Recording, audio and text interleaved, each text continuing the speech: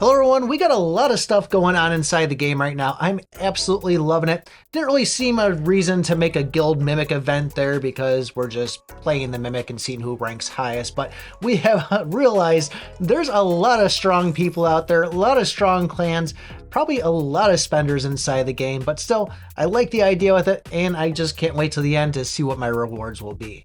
As far as the Dimensional Rift, we have that back too. And if you guys didn't play it yesterday, I played it on both accounts yesterday. I was able to replay it again today. If you didn't play yesterday, you're not that far behind. Figure I'm actually maybe one level higher on one account and half a level into the R1 before I died, so I didn't really progress further. The only time I'd actually see if you would have really missed out is if you would have spent the 1,000 gems on the first day for the feather and 1,000 gems on the second day for the feather.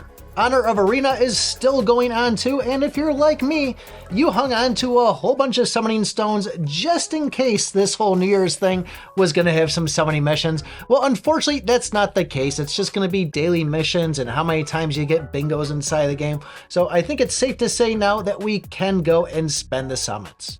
But as far as the bingo event going on, this one is always a fun one here. Have a chance to get some gems, 1,000 to be exact, 5 summoning stones, or either an ancient soul or a luminous ancient soul. But for selecting tiles inside the bingo, I always have a set way of doing it. For me, the dead center is always the first one I go for because that has the best probability for lines. You can technically have 4 because up and down, left and right, and then your 2 diagonals. It's the only square inside the whole bingo board that's going to have 4 chances for you. Other than that, anything in an X pattern is going to give you the option of having 3 chances inside the game. So your X's and obviously your left and right and up and down. So after I put my first one in the middle, wherever the game puts theirs, I'm always gonna line it up in the X pattern.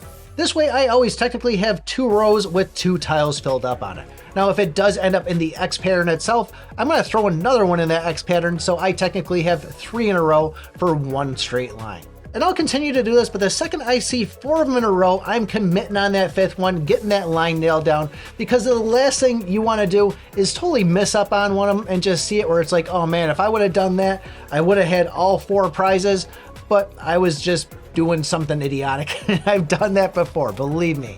But for the missions themselves with doing your daily quest, it doesn't look like there should be any issue at all hitting all 60 of these things to reap the rewards, as long as you're making sure you're doing the runes every day, your equipment upgrades, playing the Abyss. So definitely don't go and dismantle all your runes and then screw yourself in the next day when Sanctum isn't up. And one last thing, if you're playing the Rift and it seems buggy to you, it was far worse yesterday. They're getting better with it, they're still working on it, so give it time. But if you want to know more about the Dimensional Rift and just kind of see how it works, because it can be a little bit confusing having something new added into the game, take a look at this video right here. Thanks for watching, and remember, I pick my butt.